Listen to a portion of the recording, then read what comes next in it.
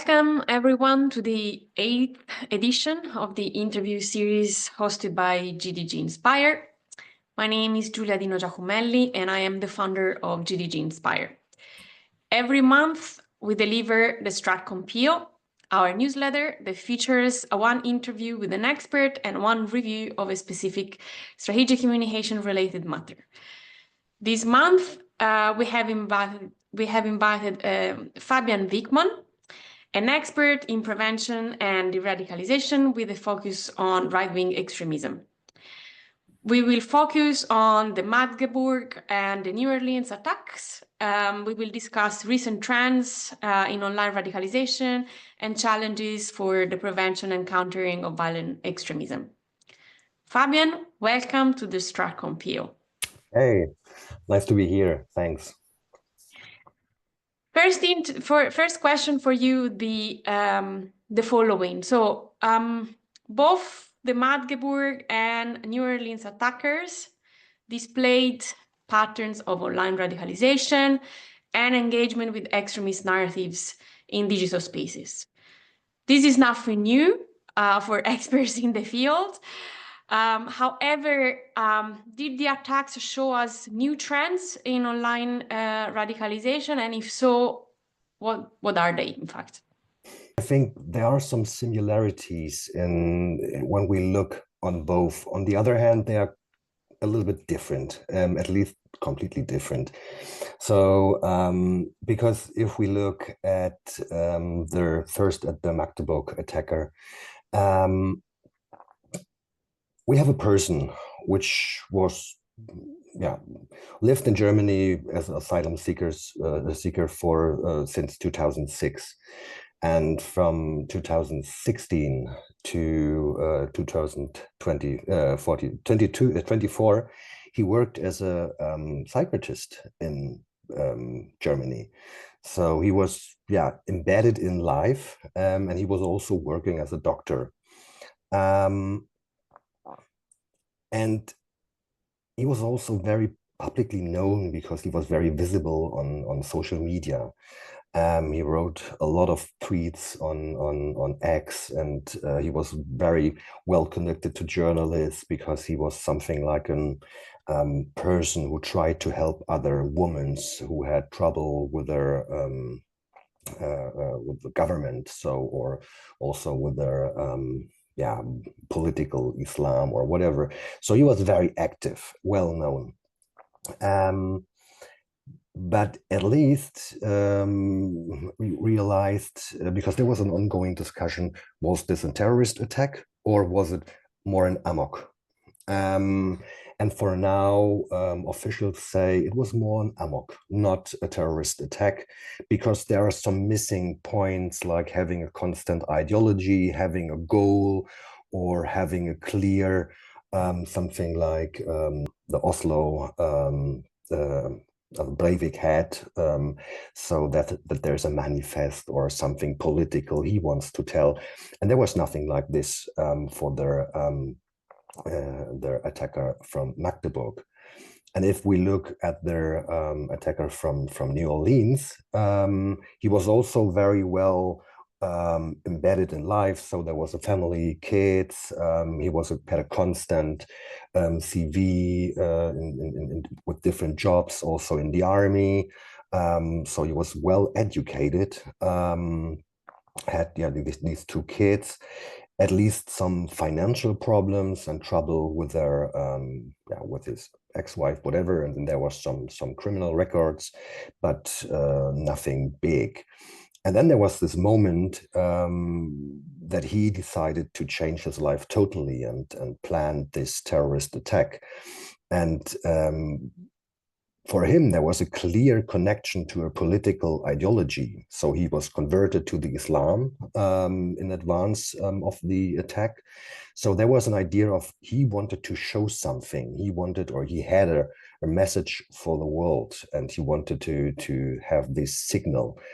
So they're different if we look at them. Also in the result, what they did. What's something similar on both sides is the online sphere, as you mentioned. that we realize there is this online space for the Magdeburg attacker. It was mostly on X, which was something like a bubble, like a reference room for him, where he was posting a lot of things and very aggressive, very violent postings. And maybe also his bubble pushed him, not because there are a lot of interactions, there were less interactions with his posts, but he was part of the bubble, and all the information by their algorithmic bubble, which was displayed for him, maybe described a very, very bad world and a lot of trouble for him, and at least a very dangerous world, because he thought just to, yeah, he thought just that the German government didn't do a lot against extremism, against Islamism, and he feels like he is the only one who could do something against. So that was his, yeah, his life and his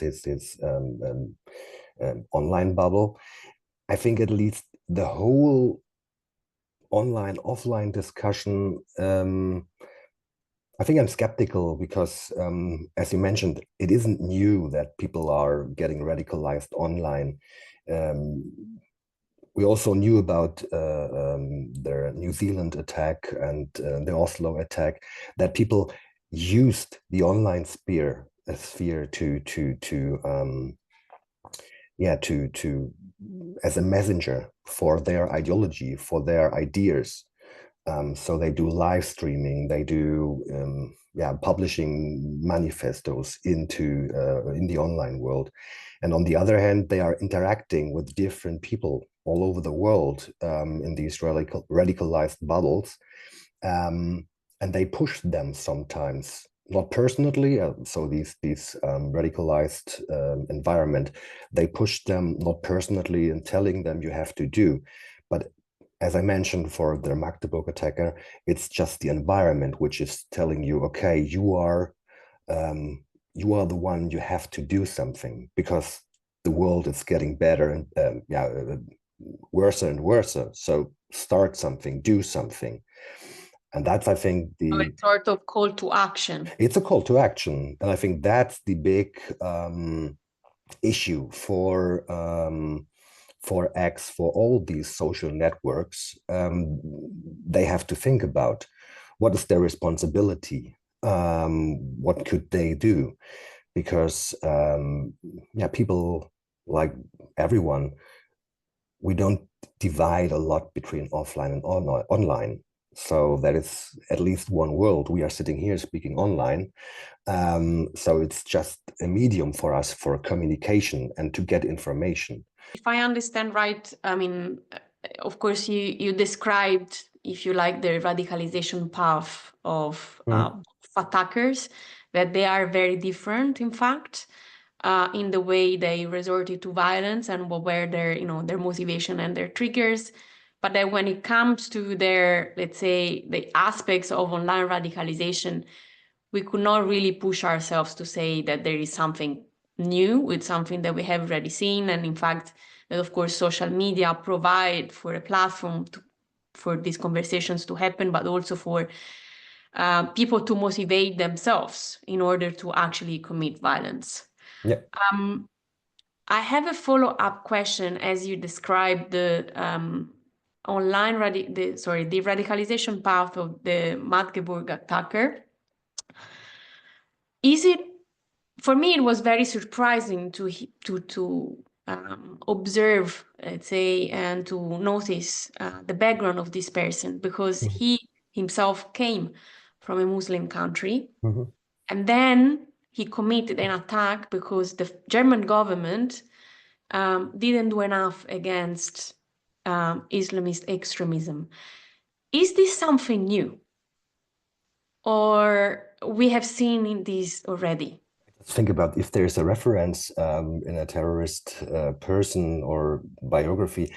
I'm not quite sure, but out of my practice, I would say that's nothing really new. So I also saw people moving from one political bubble into another, and being even extremist, and trying to be the complete opposite of what they were before. So I think that's nothing new, because it's about identity. It's about finding a new relationship to. So if you leave something like this, finding something new, a new relationship, a new identity.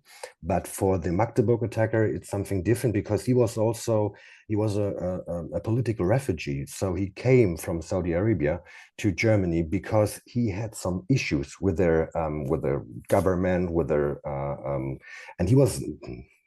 I have no information about his religious background, but I don't think so that he was very religious.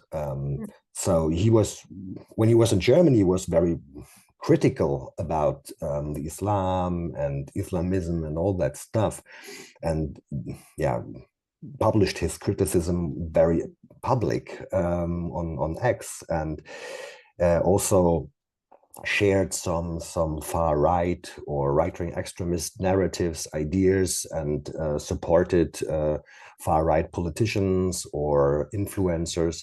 So he was quite the opposite of a religious person, and I think that's also nothing new.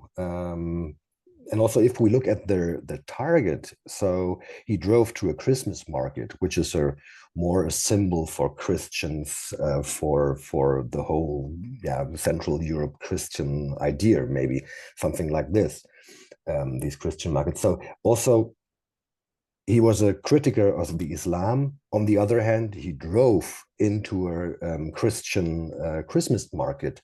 So there's also no, there's no coherence between his beliefs and the action. And that leads also the question for this special person about mental problems he had. So there are some signs that there are some mental problems on his side. But it's very difficult just from out of my perspective, very far from the person, and I don't know enough about the person just to say, okay, there is this and this issue. But there are some officials that say there were some mental problems, and that could be also a reason for this attack, at least. I think in both cases, there were reports indicating that the attackers had mental health issues. And where do we draw the line between ideologically driven extremism and attacks influenced by mental health issues? What's your take on that? But I would also like to know what would be the official take on that. So what's the current state of play in this debate? I think on the one hand, we like to put things into boxes. We want to know, okay, that's a political, that's a terroristic attack, and the reason is ideology, the reason is whatever. And then we say, okay, we want to put this into another box because there are mental issues, and that's just this or that. I think reality is different. So there's more gray in between. And if we look at this Magdeburg attack, also the New Orleans, the guy from New Orleans, he had something to lose. So there was a family, there were kids. There were also problems, I know. So financial problems and all that stuff. But he had something to lose, like his family, like his kids. The Magdeburg attacker, I don't know. There's nothing public about family or kids or something like this. There's just some information about his job as a psychologist. But he had also to lose something, his life, so his situation. And if people decide to do an attack like this because of political reasons, they want to show something. They want to say, okay, I want to make the world better for my peer group, for my political, ideological peer group. If people do this, like these Amok people or these Magdeburg attacker, they just do it because of their personal feelings, because of their personal problems or whatever. And I think there's the big difference.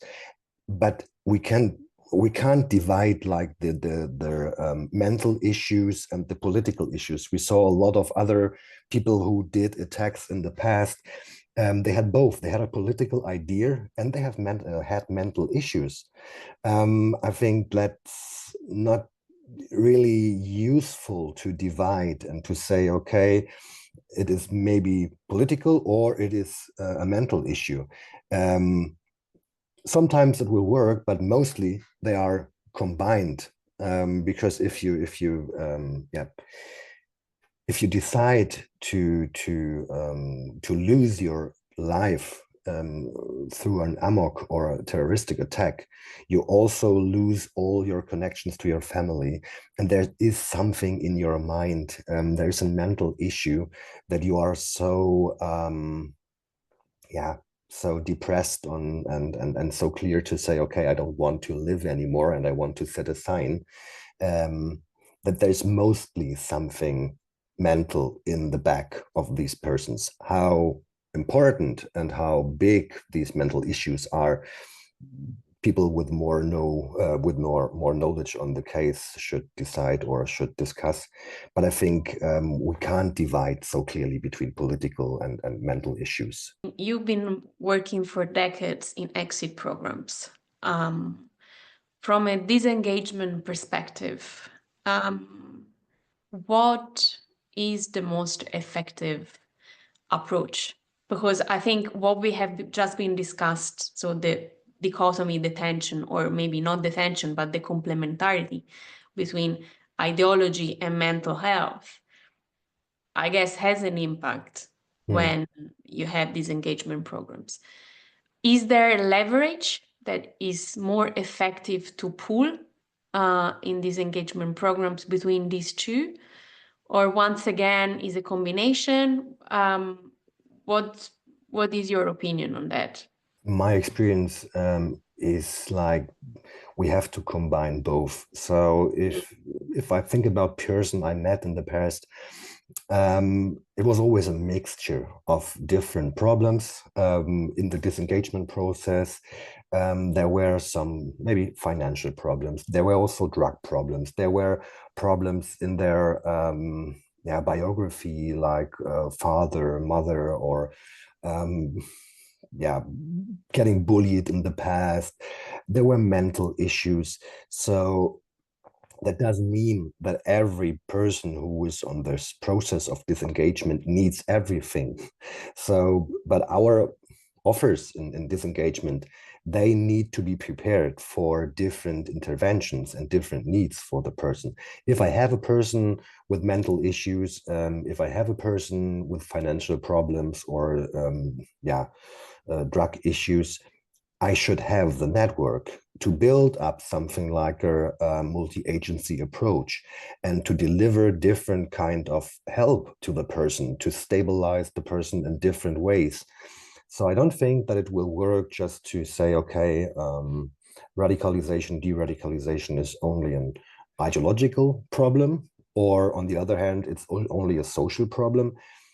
If we work with this kind of target group, with this kind of person, we have to realize that at least ideology and the social or their how are people growing up, at least is one problem, and we have to look at different needs of the person and have to offer these or have to address these needs for the person. And then the only way for me is a multi-agency approach with different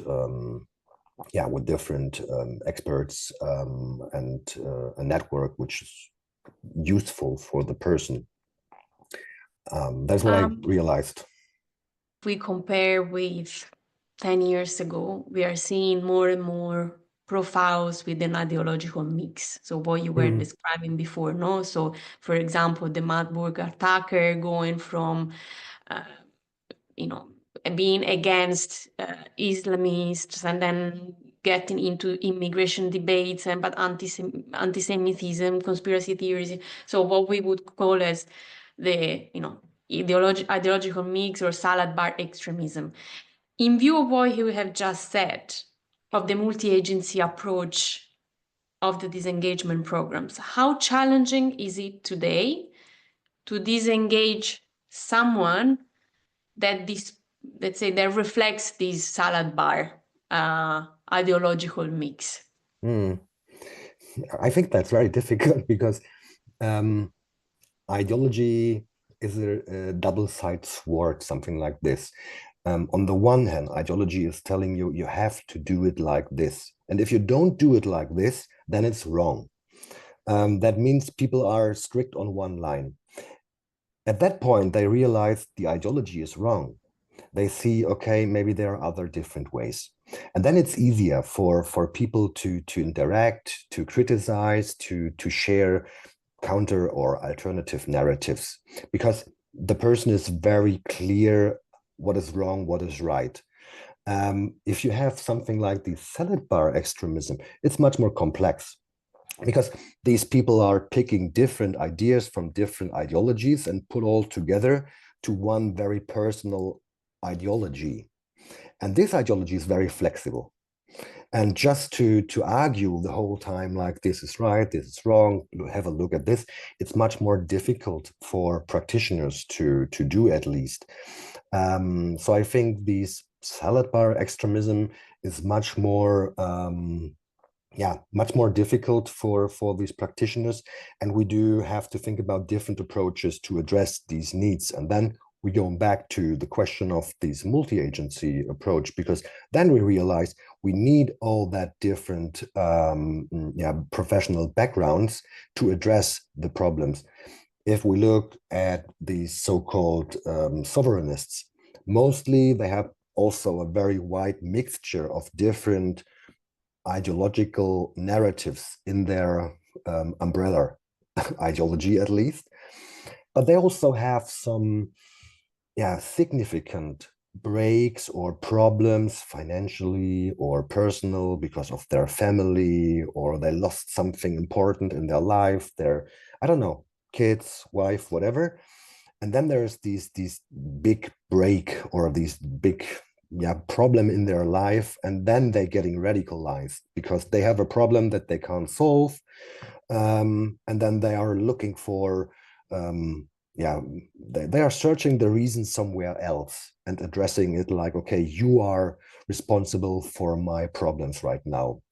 And then they go into these sovereignist ideas, and different problems came together. And there we see very clear, we can't just discuss the question of ideology. So we have to discuss also that different questions about these mental issues, financial problems, or other things they experienced in life. And that's a little bit the same like having the salad bar extremism. They also experience different problems in life. Maybe if we look at this New Orleans attacker, maybe one reason could be that financial problems, or there were some other problems in his private life we don't know yet about. But there, I would say there is something happened in the past. And also for the Magdeburg attack, there is something happened in the past that he started to put different ideologies together just to restructure or to structure something like ideology, or to structure like, that is my environment, I experience, that is how I see the world. And that's very complex to deconstruct, at least for practitioners. I guess, no, because I mean, I have no problems imagining that, because then if it's a pick and choose, then I will always find an ideology or a conspiracy that confirms what I really want to believe. So there will be no moment where there are actually no ideological responses for what I mean, or ideological kind of underpinning justifications. So I guess that's quite challenging. So we were talking about also New Orleans and the fact that he's considered a lone wolf. So provided, I don't know, I mean, what kind of school are you from, in the sense that there are people thinking that lone wolves do not exist. people that think that they do exist. But in this specific case, it was clear that yes, he was talking a lot online. But it seems that, of course, he had online connections, potential co-conspirators that he found online. So do we need to rethink for these specific cases the concept of lone wolves? When we find attackers sitting in digital communities that actually promote radicalization and, as you rightly pointed out, also provide the call to action? That's the good question. I know the discussion about how what is a lone actor? And I would say, for me, the lone actor is just describing the modus operandi. So how someone did something. And from that perspective, I would say, okay, he was a lone actor because he did something alone in a specific situation. That doesn't mean that he was acting in a vacuum or something. So he was acting, or he had references to different person, was speaking to them, writing to them in an online or offline. Maybe both is possible. We don't know right now. The same for the Magdeburg attacker. There is this online sphere, which is something like a reference room.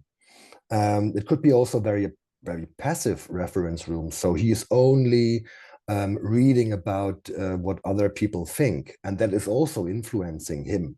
Or he just exchanging messages to someone he don't really know. But the other person may say, okay, yeah, we have to do something and let's start something. That doesn't mean it should be very concrete. But there is something like a positive push for him to do something. Maybe at least they did both the actions and the attacks alone, and then they are from a definition way, they are lone actors, which, as I mentioned, doesn't mean that they are live in a vacuum. So they have these connections and they are important. And if we look at online worlds, we had also, these groups like Feuerkrieg-Division or Atomwaffen-Division. There are people who don't know each other in person. They never met before, but they inspire each other to do attacks, and they did also attacks. So I think there's no need for a personal interaction, and I don't think so that there are people that just getting radicalized on their own. But at least I think there's also every time an experience of an online world which is supporting, which is empowering a person directly or indirectly. Going back for the final question to Magdeburg, because you are German, the attack was on German soil, and it had clear ripple effects in the German debate, where specifically far-right actors, let's say, seized the momentum to push for the political agendas. And of course, the moment was not a random one, so to say, because Germany is having its elections in the next 2 weeks. So it was just before, let's say, the elections 2 months before, where, of course, the public debate is easily fueled. Can you guide us through how this happened in the specific German context, and whether you see still today the ripple effects of what happened in Magdeburg and how the debate evolved? I think Magdeburg was very interesting because you mentioned it was very near to the elections. So what happened? I think first was the whole far right and right extremist online sphere was, as they realized there was something like an attack in Magdeburg on the Christmas market, they said, okay, that's very clear. The motive is jihadism. So because it's a Christmas market and it's a car, and so that was very clear for them in the very early stadium of their discussion. So they shared that narrative, even if they didn't have any information about the attacker. So there was no picture, no name or something like this. They just shared, okay, that's an Islamistic or a jihadistic attack. And then then there was also a video later from how the police arrested him, and then also some information about his background were shared online. And I think it just took 2 hours or 3 hours, something like this, and their first accounts shared the X account of the attacker. So it was very fast, very visible for everyone. And then there was a break in the discussion, because before they said, okay, it was an Islamistic attack. And then they realized, okay, he was a constant constantly criticized the Islam. So what should we do with this? And then they stepped back and said, okay, even if he doesn't criticize the Islam, he is a foreigner. And then the whole discussion moved from Islamism to general criticism on asylum politics in Germany. Then it was like, yeah, okay, he's not an Islamist, but he's a foreigner. So when he weren't here, the attack didn't happen. So it's also your problem, like politics, you didn't do enough and something like this. But that case is so complex, and he lived so long in Germany that this narrative is completely, it doesn't work, at least. But they pushed that narrative, and also some conservative politicians said, okay, yeah, there's an issue about their asylum politics, and we have to look a little bit closer into the problems. And we have a problem with asylum seekers, we have a problem with foreigners in Germany, and that's just an example. And so the story of their danger, the danger foreigner, developed, at least in the German discourse again, and that, next to their elections, very problematic. On the other hand, far right tried to empower that narrative, and on the other hand, we had some attacks of people with migrant background in the area of Magdeburg, but also in other parts of Germany, because some people saw people with a black collar skin and said, okay, oh, he is an Islamist, oh, he's a foreigner, he is an attacker, he is a terrorist. So you see these narratives they shared online swept into the real world and had concrete actions, because people are getting threatened because of their background, because of their heritage, because of their color skin or something like this. So very big consequences of this narrative. And then we also saw that fake news developed. There's just one interesting story. There was the video when the police arrested the attacker, and there was a very bad sound, and then people said, okay, he shouted Allahu Akbar. But there was nothing like this. And then they also manipulated the video and put something like, which sounds very similar to this, into the video, and shared the video. And then there was an ongoing discussion about this fake news. And it was only important for this bubble, for this far right bubble, to have this narrative still going, to have this discussion still going, because they needed them. They needed this narrative for their political issues and for their political propaganda. And then again, X and all that social media played into that game because of their algorithms, and that's very difficult, at least, because you push people into that narrative, at least, without checking the facts or without giving alternative information and narratives. This would be my question. I mean, in this very far right driven narrative landscape, have there been alternative narratives, or, I mean, not necessarily from the left, but were there alternative voices occupying the space, or your perception, your observation is that it was actually monopolized? It depends on the channel. So if we look at especially X, it is monopolized by that topic. That attack was monopolized by the far right, at least. Um, Maybe the reason are algorithms. Maybe the reason are they are more active there because a lot of people left X after they changed their policies.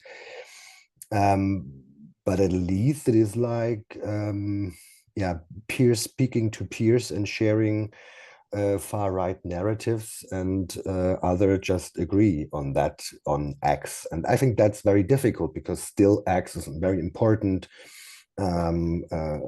social media channel to get information with a lot of reach in society. But out of my perspective in Germany, and for that special attack, mostly right-wing extremist narratives were shared around this attack. Thanks a lot for sharing your expertise and insights. We hope we will be able to host you in the next months. Hopefully, not talking about other attacks, but perhaps more something more constructive about, especially your fundamental work in this field. Thanks a lot on our behalf. Yeah. And hope to see you soon. Okay, thanks. Goodbye.